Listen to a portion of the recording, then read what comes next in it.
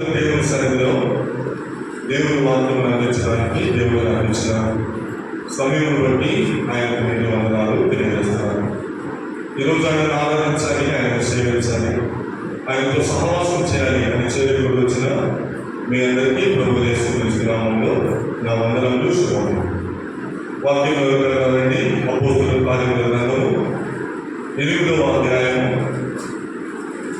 26 నుంచి 31 చదువుతున్నాను, గమనించండి. ప్రభు దూత నీవు లేచి దక్షిణముగా వెళ్ళి యెరూషలేము నుండి గాజాకు పోవు అరణ్య మార్గములను కలుసుకోమని దేవుడితో చెప్పగా అతడు లేచి వెళ్ళను. అప్పుడు ఐథియోపియా రాణి కందాకే క్రింద మంత్రి ఆమె ధనాగారం అంతటి మీద ఉన్న ఐగుప్తుడైన నపుంసకుడు ఆరాధించుటకు యెరూషలేమునకు వచ్చి ఉండేది. అతడు తిరిగి వెళుచు తన రథం మీద కూర్చుని ప్రవక్త అయిన యెషయా గ్రంథము చదువుతుండేవాడు. అప్పుడు ఆత్మ ఫిలిప్పుతో నీవు ఆ రథం దగ్గరకు పోయి దాన్ని కలుసుకోమని చెప్పాడు. ఫిలిప్పు దగ్గరకు పరిగెత్తుకొని పోయి అతడు ప్రవక్త అయిన యెషయా గ్రంథము చదువుతుండగా విని నీవు చదువుని గ్రహించుతున్నావా అని అడగగా అతడు ఎవడైనా నాకు త్రోవ చదువుకుంటే ఎలా గ్రహింపగలనని చెప్పి రథమికి తనతో కూర్చోడమని ఫిలిప్పును వేడుకునేను. పరిశుద్ధులైన తండ్రి, ప్రేమ కలిగిన మా ప్రభువా, ఇప్పటి వరకు మాకు తోడైంది, ఇక్కడి వరకు నడిపించాం. నీకు వందనాలు, స్తోత్రాలు. నీ విలువైన మాటలు వినబోతున్నాం. ఆ మాటలను నివేదకరంగా చేయండి. ప్రతి మాట మా ఉపయోగపడి నిరంతరంగా ఫలించుటకు సహాయం దయచేయండి. నీవే ఘనత పొంది మమ్మల్ని ఆశీర్వదించమని యేసు క్రీస్తు పరిశుద్ధ నామములో ఈ ప్రార్థన వేడుకుంటున్నాం తండ్రి, ఆమేన్. ఒక రోజున దేవుని దూత ఫిలిప్పును ఇలాగూ హెచ్చరించింది. ఓ ఫిలిప్పు, నువ్వు అర్జెంటుగా లేవు. నువ్వు లేచి దక్షిణం వైపు వెళ్ళి యెరూషలేము నుండి గాజాకు పోయే అరణ్య మార్గంలో నీవు కలుసుకో. ఇప్పుడు మనం వింటున్నాం కదా, గత కొన్ని నెలలుగా, సుమారు 11 నెలలుగా గాజా, ఆనాటి గాజాలో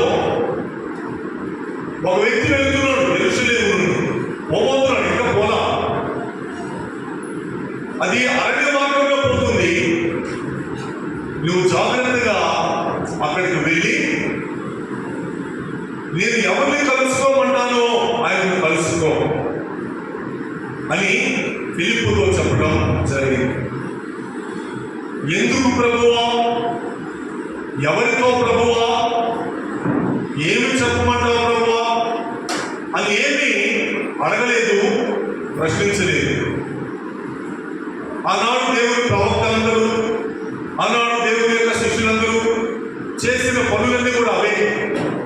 వారు అంతగా దేవునికి లోబడ్డారు, అంతగా దేవుని యొక్క మాటను విధేయంగా చూపించారు. ఇప్పుడు నువ్వు లేచి దక్షిణంలోకి వెళ్ళి యెరూషలేము నుండి గాజాకు పోయే అరణ్య మార్గంలో నువ్వు ఒక వ్యక్తిని కలుసుకో అని వెంటనే చెప్పగానే అతడు లేచి వెళ్ళాడు. ఆలస్యము చేయలేదు, తాత్సారము చేయలేదు, లేకుంటే దేవుని ప్రశ్నిస్తూ నువ్వు ఎప్పుడు పడితే ఒక వెళ్ళమంటావయ్యా, ఏమి పని పాట లేదు నీకు అని ఏమీ బేరమాడలేదు. సరే, ఆయన వెళ్ళారు. అక్కడ ఐగుప్తు రాణి, ఐథియోపియా దేశాన్ని పరిపాలిస్తున్నటువంటి రాణి కందాకే క్రింద ఆయన మంత్రి, నపుంసకుడు. అతని పేరైతే మనకి ఇక్కడ లేదు. ఆయన మంత్రి, ఆమె ధనాగారం అంతటి మీద అధికారి. అంటే ఒక మాటలో చెప్పాలంటే ఆర్థిక మంత్రి. ఆ ఐథియోపియా దేశంలో ఆయన ఆర్థిక మంత్రి. ఆయన రాణి కింద పనిచేస్తున్నాడు. ఎందుకనో మరి ఎవరు చెప్పారో ఆయనకు ఆశ ఎలా పుట్టిందో ఒకసారి నేను యెరూషలేము ఆ దేవుడిని నేను ఆరాధించాలి అనుకొని అక్కడ ఆయన వెళ్ళాడు. ఎవరు సువార్త చెప్పారో, ఎవరు ఆ దేవుడి గురించి చెప్పారో మనకైతే ఇక్కడ రాయబడలేదు. కానీ ఆయనైతే ఆసక్తి కలిగి అంత పరిమాణం ఉన్నటువంటి వాడు కూడా అంతే కదా. ఆయన యొక్క బిజీ షెడ్యూల్లో ఎలా వేడుకలు చేసుకుంటారో మనకు తెలియదు. కానీ ఆరాధించుటకు ఆయన యెరూషలేమునకు వెళ్ళాడు. ఇప్పుడు ఆరాధించాడు, ఆయన యొక్క కోరికలు తీర్చుకున్నాడు.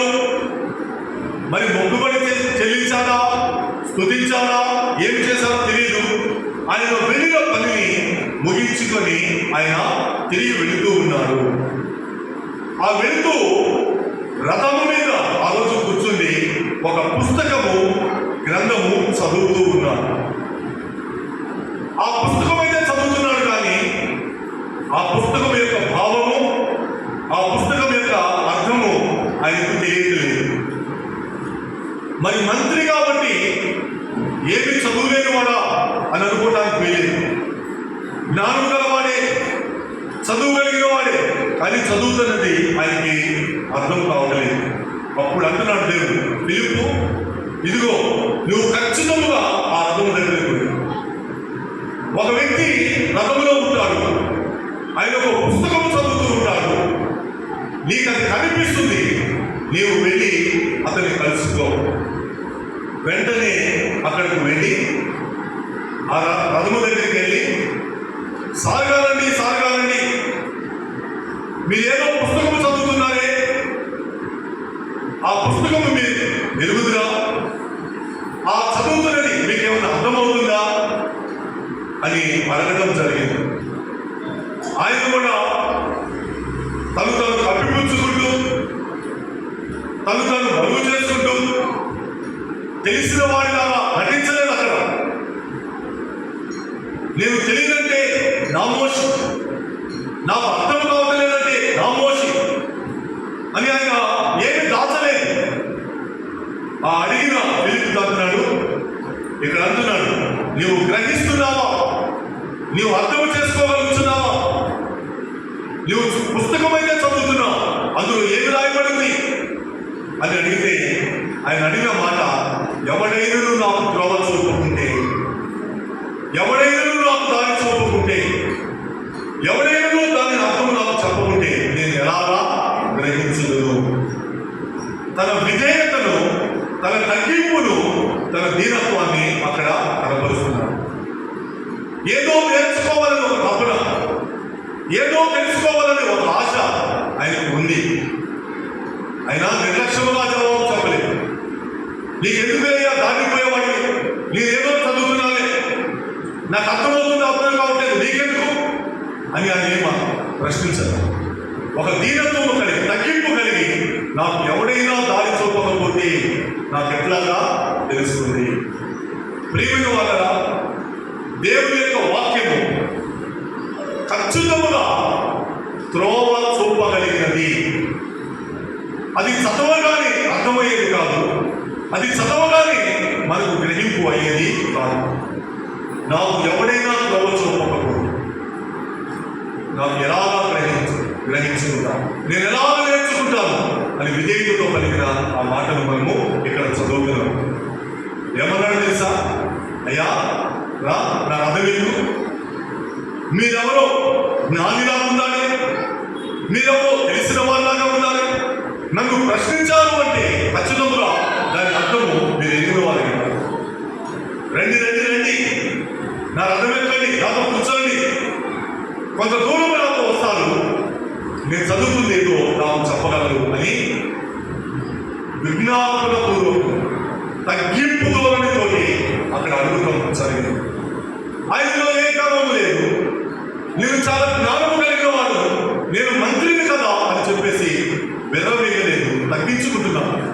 ఎట్లాగైనా నేను దీన్ని తెలుసుకోవాలి. ఈ పుస్తకం ఎవరిచ్చారో, సువార్త పుస్తకం ఎవరిచ్చారో, ఒక సువార్తగా ఆ గ్రంథాన్ని ఎవరిచ్చారో తెలియదు. కానీ తిరిగి ప్రయాణం అవుతున్నాడు యెరూషలేము నుండి, తన దేశంలోకి పోతున్నాడు. పుస్తకము తెరిచి చదువుతున్నాడు, అర్థం కావాలి. ఎట్లయినా నేను అర్థం చేసుకోవాలి.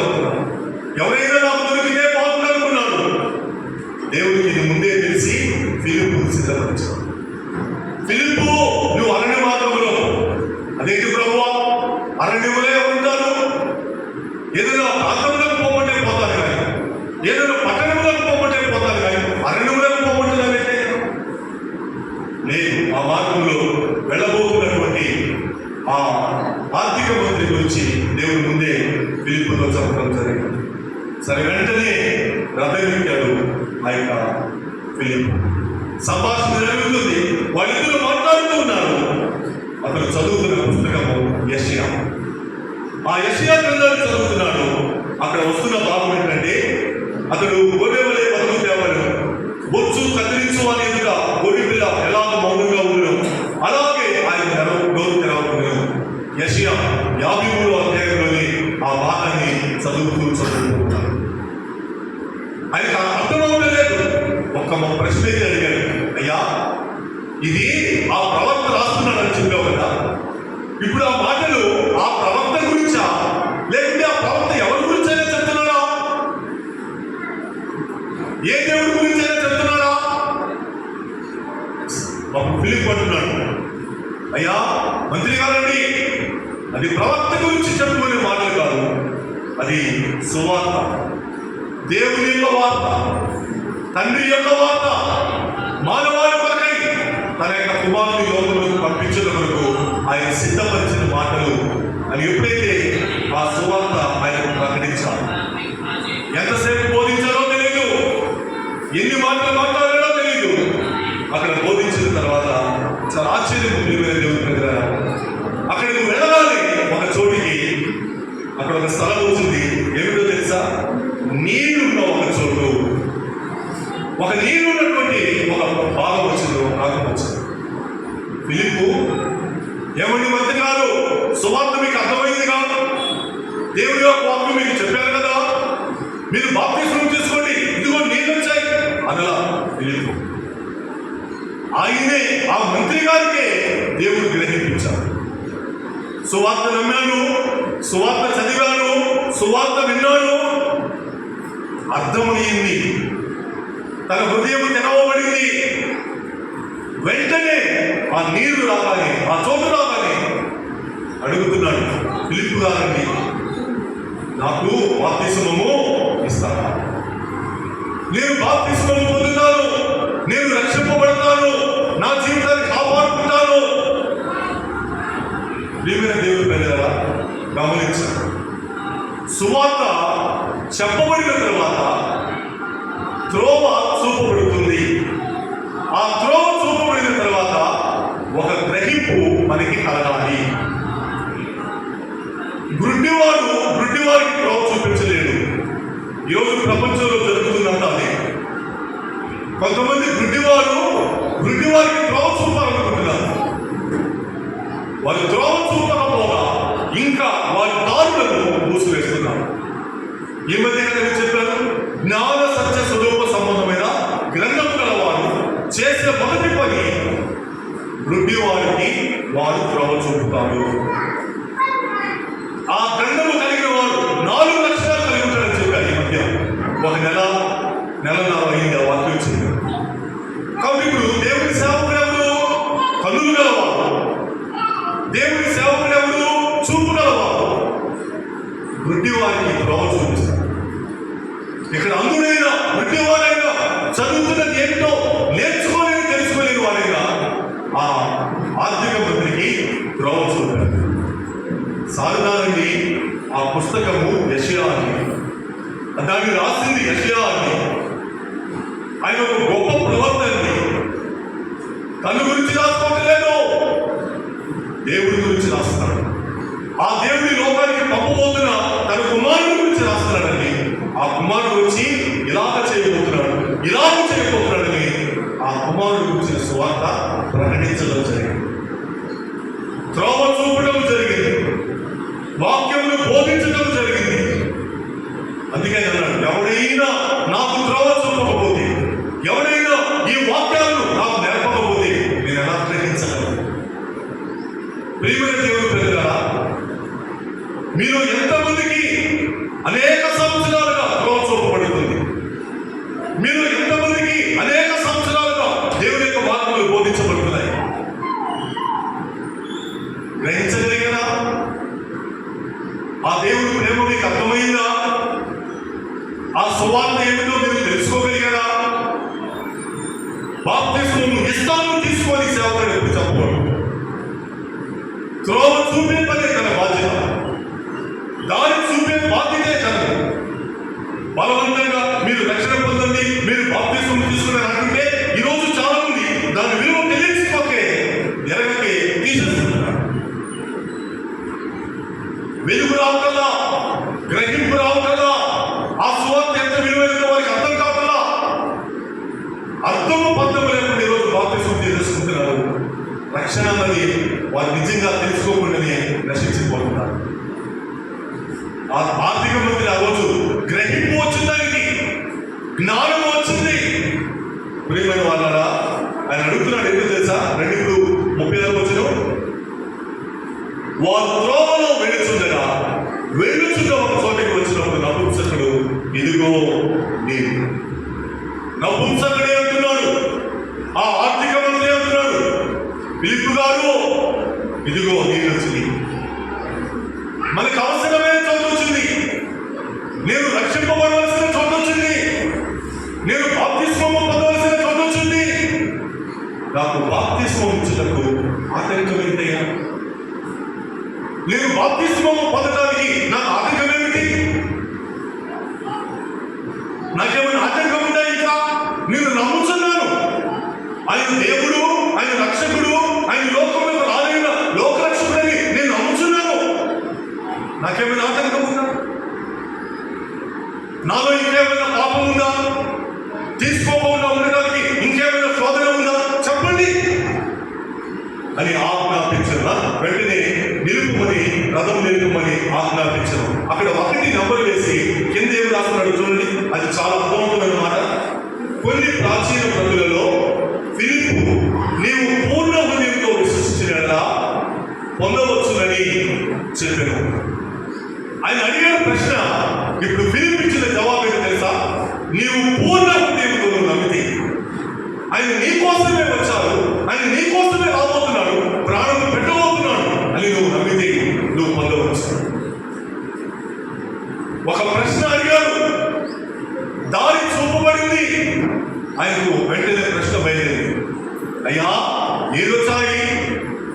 స్థలం వచ్చింది, బాప్తిస్మము పొందబోయే చోటు, ఒక మనిషి రక్షించబడవలసిన చోటు వచ్చింది అని వెంటనే రథము నిలపమని ఆపేశారు. ఆ రథము తోలుతున్న వాడిని ఆపేశారు. ప్రియమైన ప్రజలారా, ఫిలిప్పు చెప్తున్నాడు, నీవు నమ్మగలిగితే, నువ్వు బలముగా నమ్మగలిగితే నువ్వు పొందవచ్చు. ఆటంకం ఏమిటి? నీలో ఇంకా ఏమైనా పాపం ఉంది, నీలో ఇంకా ఏమైనా దోషములు ఉంటే, నీలో ఇంకా ఏమైనా అతిక్రమం ఉంటే అవకాశం ఉండకపోవచ్చు. నువ్వు నమ్మగలిగితే, ఆ రక్షకుడు నాకు కావాలని నువ్వు విశ్వసించగలిగితే పొందవచ్చు అని చెప్పాను. అతడు చూడండి ఇంకా రాయబడినమాట, యేసు క్రీస్తు దేవుడు కుమారుడని విశ్వసించుతున్నానని ఉత్తరమిచ్చాను. ఫిలిప్పు అడిగిన నీకేమైనా ఆటంకం లేకపోతే నిరంతరంగా పొందవచ్చు. నేను ఆపేది ఎవరు లేదు, నీ రక్షణను ఆపేది ఎవరు లేదు. ఈరోజు కొంతమంది ఏమంటారో తెలుసా? మేము రక్షణ పొందడానికి సిద్ధంగా ఉన్నామండి, మేము సిద్ధపడ్డామండి, మాకు బాప్తిస్మం ఇవ్వమండి, ఇప్పుడు కాదు, ఈ కాలం కాదు, మరొక కాలంలో ఇస్తాను, మా సంఘంలో అప్పుడే ఇస్తారంటే ఈ రోజు ఆ వ్యక్తికి ఏమైనా జరగచ్చు. ఎవరు జవాబుదారి? గ్యారెంటీ ఉందా? ఆ రోజు వరకు నేను ఎవరు, నువ్వు కనిపెట్టు, నువ్వు ఆపు అని అనడానికి గ్యారెంటీ ఉందా? ఇదే రక్షణ దినం, ఇదే వ్యక్తి అనుకూలమైన సమయం. వెంటనే ఫిలిప్పు అంటున్నాడు, నువ్వు బలముగా నమ్మితే, నువ్వు బలముగా నమ్మితే ఖచ్చితంగా పొందవచ్చు. ఆయన ఇచ్చింది జవాబు చూడండి, యేసు క్రీస్తు దేవుని కుమారుడు, ఆయన ఈ లోకములకు పంపబడుచున్న నా దేవుని కుమారుడు నేను నమ్ముచున్నానని బలముగా ఇచ్చింది. ఏమో నేను అనుకుంటున్నాను అని అటువంటి ఆ మాటలేమి ఫిలిప్పు నోటలేవు, అటువంటి మాటలేమి ఆర్థిక మంత్రి నోటలేవు. నేను నమ్ముతున్నాను. పోయిన వారంలో బాప్తిస్మం ఇచ్చినప్పుడు పలికిన మాటలే కదా, యేసు ప్రభువుని నీ నోటితో ఒప్పుకొని మృతులలో నుండి దేవుడు ఆయన లేఖనని నీ హృదయమందు విశ్వసించినలా నీవు రక్షింపబడదు. అదే రక్షణ నిర్వచనం. నోటితో బలముగా ఒప్పుకోవాలి, ఆయన నాకు ప్రభువు. దేవుడు నా కోసమే ఆయన మృతుల నుంచి తిరిగి లేపాడు. ఈ ప్రక్రియ ఆ ఆర్థిక మంత్రి జీవితంలో 100% జరిగింది. ప్రియమైన దేవుని దగ్గర ఎంతకాలం నుంచి త్రోవ మీకు చూపబడుతుంది? ఎంతకాలం నుంచి వాక్యములు మీరు వింటున్నారు? ఒక చూపు కలిగిన వాడిగా, ఒక వాక్యములు ఎరిగిన వాడిగా ఎంతకాలం నుంచి వాక్యములు స్పష్టంగా మీకు బోధిస్తున్నాను? ఇప్పుడు స్పందన మీ వైపు నుంచి రావాలి. పాస్టర్ గారండి, నాకు గురి కలిగిందని, నాకు విశ్వాసం కలిగిందని, నా దేవుడు ఆయన నాకు ప్రభువుని ఒప్పుకుంటున్నానని అని చెప్పి ముందుకు అడుగుయారు. మీరు బాప్తిసం తీసుకోండి, ఇదిగో ఈ యొక్క ద్రాక్షరసం కప్పులు 5 మిగిలిపోయి, 4 మిగిలిపోయి, ఇంకా 2 ఉన్నాయి, ఇంకేమో రక్షణ పొందాలి అని ఒత్తిడి చేసేది కాదు. నీ హృదయంలో నిజముగా ఆయన నీకు రక్షకులకు తెలియపరచబడినప్పుడు, నీకు అర్థము కాగలిగినప్పుడు, నీకు గ్రహింపు కాగలిగినప్పుడు నువ్వు చేసే ఒక పరిశుద్ధమైన గొప్ప పని బాప్తిసం అంటారు. ప్రియమైన దేవుడు ప్రజలారా, ఒకరోజు యోహాను బాప్తిసం ఇస్తున్నాడు. 2 యోహాను సువార్తలకు వెళ్దాం. యోహాను సువార్త, మత్తయి సువార్త 2వ అధ్యాయం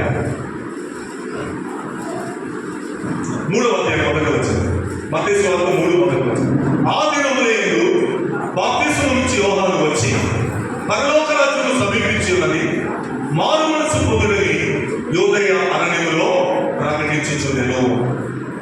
ఒక సువార్త ప్రకటించాడు. యూదయ అరణ్యములో బాప్తిసం ఇచ్చే యోహాను ఒక సువార్త ప్రకటించాడు. పరలోక రాజ్యము సమీపించింది, దేవుని రాకడ సమీపించింది, మారు మనసు పొందండి, సువార్తను నమ్మండి, మీ జీవితంలో మార్చుకోనండి అని ఎప్పుడైతే ఆయన సువార్త ప్రకటించాడో, ఇప్పుడు చూడండి 5వ వచనం. ఆ సువార్త వారు విన్నారు, ఆ మాటలు వారు విన్నారు. జరిగిన పని తెలుసా? 5వ వచనం. ఆ సమయమున యెరూషలేము వారును, యూదయ వారందరూ, యోర్దాను నదీ ప్రాంతంలో వారందరూ అతని యొద్దకు వచ్చి తమ పాపములు ఒప్పుకొనుచు యోర్దాను నదిలో అతని చేత బాప్తిస్మము పొందుచుండిరి. యోహాను సువార్త మాత్రమే ప్రకటించాడు. వాళ్ళ దగ్గరికి వెళ్ళి నువ్వు పాపాలు ఒప్పుకో, వాళ్ళ దగ్గరికి వెళ్ళి నువ్వు బాప్తిస్మం తీసుకో, వాళ్ళ దగ్గరికి వెళ్ళి నువ్వు రక్షణ పొందని చెప్పి ఈయనేమి హెచ్చరించలా, సువార్త ప్రకటించాడు. విన్నారు, ఆ అరణ్యంలో నివసించే ప్రజలు విన్నారు, ఆ యెరూషలేములో యూదయ వారు విన్నారు, ఆ నదీ ప్రాంతంలో వాళ్ళందరూ కూడా విన్నారు. వారందరూ కూడా అతని యొద్దకు వచ్చి, యోహాను గారు నేను సిద్ధమండి, యోహాను గారు నేను సిద్ధం, తమ పాపములు ఒప్పుకుంటున్నాను, ఆయన చేత బాప్తిస్మము పొందారు. ఎప్పుడు పొందారు? సువార్త ప్రకటించబడిన తర్వాత. ఎప్పుడు పొందారు? వారికి ఒక త్రోవ చూపబడిన తర్వాత. అది క్రమం. హృదయాన్ని వెలిగించబడాలి, హృదయాలకు గ్రహింపు రావాలి. ఈ బోధ ఏమిటి, ఈ మాటలు ఏమిటి, ఈ సువార్త ఏమిటి అనేది హృదయానికి అర్థం అవ్వాలి. రక్షణ యొక్క విలువ హృదయానికి అర్థం అవ్వాలంటే గ్రహింపవాలి. అది త్రోవ చూపదనే వారు చూపించాలి. ఈరోజు చూపించే వారందరూ, ఆ త్రోవ చూపించే వారందరూ, ఆ త్రోవ ఎంత విలువైనదో, ఆ త్రోవ నిన్ను ఎక్కడికి తీసుకుని వెళ్తుందో చూపించగలిగే వాళ్ళందరూ. మన సంఘంలో ఎన్నో సంవత్సరాల నుంచి ఆ సువార్త ప్రకటించబడుతుంది, ఆ త్రోవ చూపించబడుతుంది. ఇంకా నువ్వు బాప్తిస్మము పొందకపోతే, ఇంకా నువ్వు రక్షింపబడకపోతే మన హృదయాలకు గ్రహింపు ఇంకా అవసరం. ప్రభువా, నాకు త్రోవ చూపుతున్నావు, కానీ నా హృదయం ఎందుకో గ్రహించలేదు. అడుగుదాం ఈరోజు. యెషయా గ్రంథంలో ఏమంటాడు దేవుడు? చూద్దామంటే ఒక మాట. యెషయా గ్రంథం 6వ అధ్యాయం 9వ వచనం. యెషయా 6:9. తన ప్రజల యొక్క కఠినత్వం గురించి దేవుడు పలుకుతున్న మాట. ఆయన, నీవు పోయి ఈ జనులతో ఇట్లను మీరు నిత్యము విరుచుదురు కానీ గ్రహింపకుందురు, నిత్యము చూచుచుదురు కానీ తెలుసుకొనకుందురు. ఆ రోజు యెషయా దర్శనములో దేవుని యొక్క పరిశుద్ధతను చూస్తూ ఆ పరిశుద్ధతలో తను ఎంత అపవిత్రుడో ఆయన గ్రహించి నన్ను కాల్చు ప్రభువా అని అడిగిన కోరిక మేరకు దేవుడు తన పెదవులను తాకితే అతను పరిశుద్ధపరచబడతాడు. ఇప్పుడు తన ప్రజల కోసం సువార్త ప్రకటించడానికి నేను పంపుతాను, ఎవరు సిద్ధమంటే నేను సిద్ధమన్నాడు యెషయా. నన్ను పంపు ప్రభువా, నేను నీ సువార్త ప్రకటిస్తాను అంటున్నాడు. ఇప్పుడు దేవుడు అంటున్నాడు, అయితే నేను ఓ యెషయా నీవు పోయి ఈ జనులు తెలుసు, నేను వెళ్తానంటున్నావు కదా, ఆ ప్రజలు పెళ్లిగా చెప్పు. ఎటువంటి ప్రజలు వారు, ఎలాంటి మనుషులు వారు? ఆ జనుల గురించి దేవుడు చెప్పిన మాట ఏంటి తెలుసా? మీరు నిత్యము విలుచుదురు కానీ గ్రహింపరు. బాధాకరం.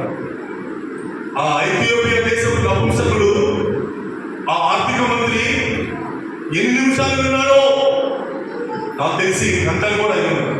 ఆ రంగంలో కూర్చొని ఆ యెషయా పుస్తకాన్ని ఎన్ని నిమిషాలు విన్నాడో గ్రహింపు వచ్చింది. ఫిలిప్పు చెప్పగానే గ్రహింపు వచ్చింది. ఇక్కడ దేవుడు అంటున్నాడు, వారు నిత్యము విలుచుంటారు, వారాల కొద్ది, నెలల కొద్ది, సంవత్సరాల కొద్ది విలుచుతూ ఉంటారు, కానీ వారు గ్రహించుకున్నారు. యెషయా ప్రియమైన దేవుడు ప్రజలారా, ఆ నింద దేవుడిలో మనమే వేస్తారు. ఎంతకాలం నుంచి వింటున్నాం? ఎంతకాలం నుంచి ఆ ద్రోహం చూపబడుతుంది? ఎంతకాలం నుంచి ఆ సువార్త యొక్క విలువ మనకు తెలియపరచబడుతుంది? నిర్లక్ష్యం చేయము. తర్వాత చూపినప్పుడు గ్రహింపు మనకి కాదా? ఒక వెలుగు కలిగిన వాడిగా, ఒక దేవుని సేవకుడిగా ఇక్కడి నుంచి ఆ పరలోకములకు త్రోవ చూపే మార్గంలో, ఆ సువార్తను ప్రకటించే మార్గంలో గ్రహింపు కలగాలి.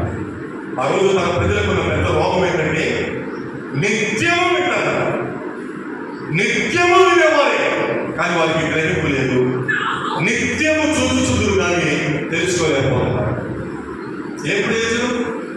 ఇది ఒక పెద్ద ఆత్మీయ రోగము, ఇది ఒక ఆత్మీయ పెద్ద ప్రమాదము. త్రోవ చూపినప్పుడు గ్రహింపు మనకి రావాల్సిందే. త్రోవ తెలియపరచబడుతున్నప్పుడు అవగాహన మనకి కలగాల్సిందే. ఇంకా 10వ వచనంలో మనం దేవుడు ఏమంటున్నాడు? వారు కన్నులతో చూసి, చెవులతో విని, హృదయంతో గ్రహించి మారు మనసు మార్చుకొని స్వస్థత పొందకపోవునట్లు. ఇన్ని స్టెప్స్ చూడండి, బాగా గమనించండి. కన్నులతో చూడాలి దేవుని యొక్క మందిరంలో, చెవులతో వినాలి దేవుని మందిరంలో, హృదయంతో గ్రహించాలి. ఈ గ్రహింపు హృదయం. నువ్వు ఈ చెవులతో ఎంత వినో, ఈ చెవుతో వింటావు, ఈ చెవుతో విడిచిపెట్టావు.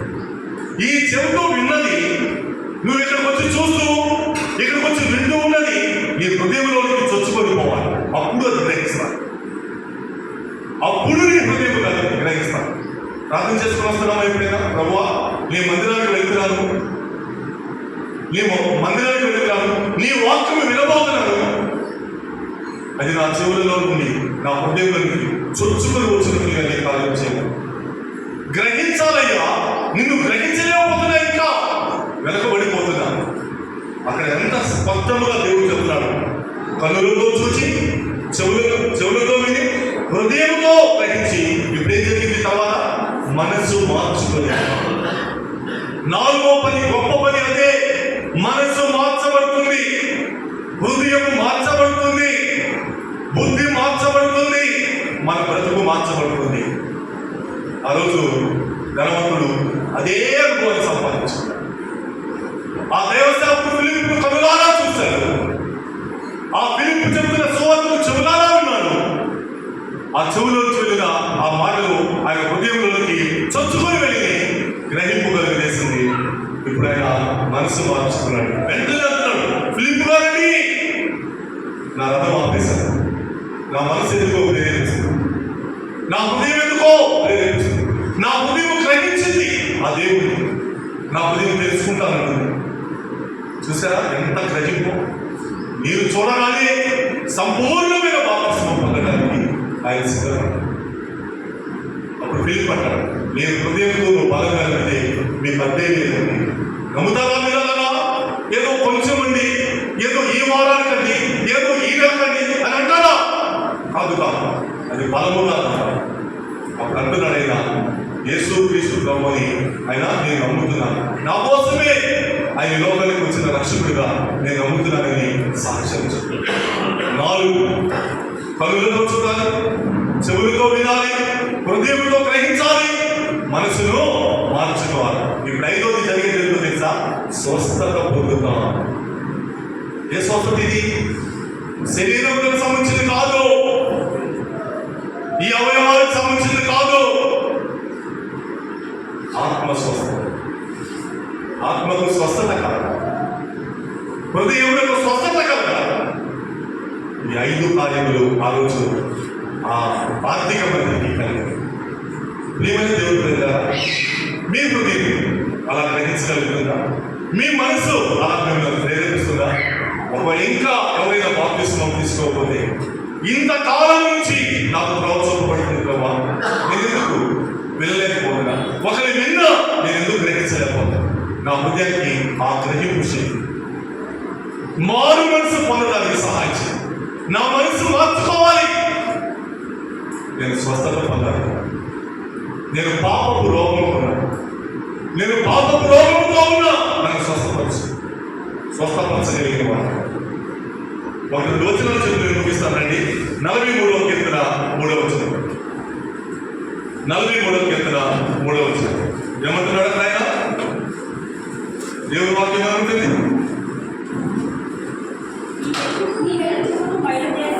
నీ వెలుగును, నీ సత్యమును బయలుదేరజేయము, అవి నాకు త్రోవ చూపును. అవి నీ పరిశుద్ధ పర్వతములకును, నీ నివాస స్థలములకును నన్ను తోడుకొని వస్తాయి. అది బాగా వచనాన్ని గుర్తుపెట్టుకో. దేవా, నీ వెలుగును బయలుదేరజేయి, నీ సత్యమును బయలుదేరజేయి, అవి నాకు త్రోవ చూపుతాయి. ఇక్కడ నుండి, ఈ పరిశుద్ధ స్థలం నుండి, ఈ పులిపేట మీద నుండి జరగాల్సిన 2 పనులు. ఇక్కడ నుండి వెలుగు బయలుదేరాలి, వాక్యమనే వెలుగు. ఇక్కడ నుండి సత్యము బయలుదేరాలి. ఆ 2 మిమ్మల్ని ఎక్కడికి తీసుకొస్తాయి తెలుసా? త్రోవ చూపుతాయి. నువ్వు ఎక్కడికి చేరాలో, నీ గమ్యంలో నువ్వు చేరుకోవాల్సిన చోటేమిటో అక్కడికి తీసుకువెళ్తాయి. పులిపీటి యొక్క పరమాత్మ, ఈ పరిశుద్ధ స్థలం యొక్క పరమాత్మ, ఇక్కడ నుంచి మాట్లాడేవాడు సత్యమును బయలుదేర చేయాలా, వెలుగును బయలుదేర చేయాలా, వారికి త్రోవ చూపుతాయి. వెళ్ళదగిన చోటుకి తీసుకుని వెళ్తాయి, పోదగిన చోటుకి తీసుకుని వెళ్తాయి. తర్వాత అంటున్నాయి, అవి నీ పరిశుద్ధ పర్వతములు, అవి నీ నివాస స్థలములకు నన్ను చేరుస్తాయి. సో ఈ వాక్యాలు ఆయన నివాస స్థలములకు చేర్చాలి. ఈ మాటలు ఆయన పరిశుద్ధ స్థలములకు చేర్చాలి. ఎందుకు ఇక్కడ నుంచి వాక్యాలు పెట్టుకున్నాడు? ఎందుకు ఇక్కడ నుంచి ఆయన సత్యం పెట్టుకున్నాడు? భక్తుడు అదే అంటున్నాడు, వాక్యం అదే అంటుంది, నీ పరిశుద్ధ స్థలం పరలోకం. పరలోకములకు చేర్చడం కోసమే ఇక్కడ నుంచి ఆయన వాక్యాలు పోయిందా, ఆయన సత్యము పోయిందా. ఆ గ్రహింపు మనకి రావాలి. నీ నివాస స్థలం నన్ను తోడుకొని వెళ్తాను. ప్రియమైన దేవుడు ప్రజల, దేవుడి మందిరం యొక్క విశేషత అదే. ఎందుకోసం దేవుడి మందిరానికి? అక్కడికి వెళితే నాకు వెలుగు కలుగుతుంది, అక్కడికి వెళితే నాకు సత్యము తెలుస్తుంది. అవి నన్ను నా దేవుని దగ్గరకు తీసుకువెళ్తాయి, నన్ను దేవునికి దగ్గరగా చేస్తాయి. ఆ అనుభవం కోసమే మనం ఇక్కడికి వస్తాం, ఆ గొప్ప స్థితి కోసమే మనం ఇక్కడికి వస్తాం. అంతే తప్ప కాలక్షేపం చేయడం కావాలి. మనకి ఏదో సరదాగా ఒక ఆదివారాన్ని గడిపేశాను, వెళ్ళాను, నా జీవితంలో అయిపోయింది అనుకోవడానికి ఇక్కడ రావట్లేదు. నేను ఆయన దగ్గరికి పోయాను, నన్ను అన్ని ఆకరించాను. కాబట్టి నేను కనులతో చూస్తున్నాను, చెవులతో వింటున్నాను, హృదయంతో గ్రహించాలి, మనసు మారాలి, స్వస్థత పొందాలి. ఈ స్వస్థత దేవుడు కోరుకుంటాడు, ఈ స్వస్థతను దేవుడు ఆశిస్తున్నాడు. నీ జీవితంలో, నా జీవితంలో ఈ స్వస్థతను దేవుడు ఇష్టపడుతున్నాడు. భక్తుడు ఒక మాట కోరాడు, ఆ కోరికను చూపించి మీకు ముగిస్తాను. 119వ కీర్తన ఆయన ఏమంటున్నాడు తెలుసా? నువ్వెందుకు కనకూడదా, మనం ఎందుకు కనకూడదా? 119వ కీర్తన 125వ వచనం.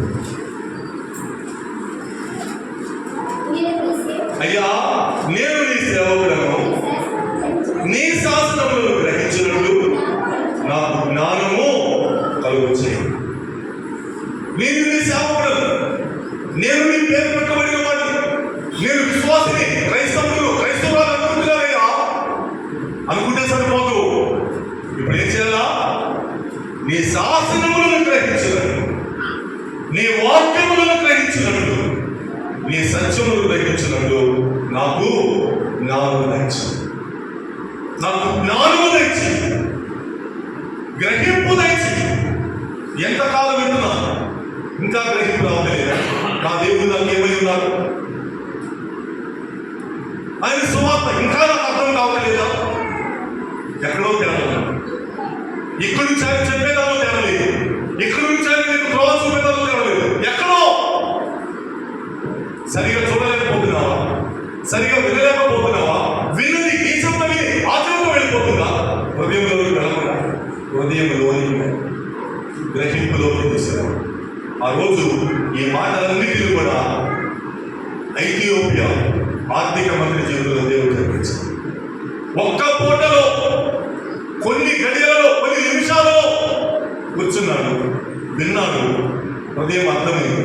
ఎవడైనా నువ్వు నాకు త్రోవ చూపకపోతే, అలా అనుకోమాకండి.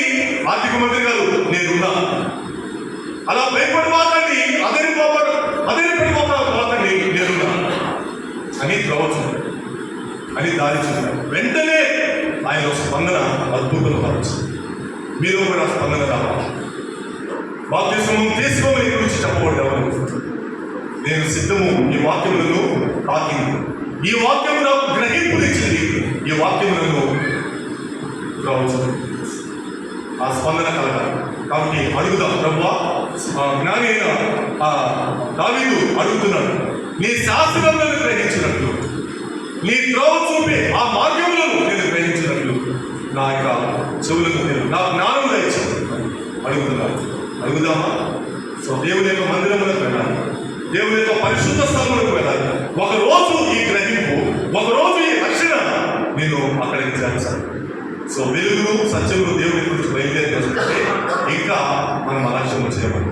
సో దేవుడే ఆ రోజు ఆ ఆర్థిక మంత్రికి ఇచ్చిన గ్రహింపు నీకు నాకు ఇచ్చి సంపూర్ణమైన బాప్తిస్మం, పరిపూర్ణమైన బాప్తిస్మం పొంది ఒక బలమైన రక్షణ జీవితానికి 5 రోజులు జీవించడానికి దేవుడి తన కృప అందరికీ అనుగ్రహించిన కాక ఆమె తలలో తల్లి కలుగుసుకోనండి. ప్రార్థన చేద్దాం. ప్రార్థన చేయండి.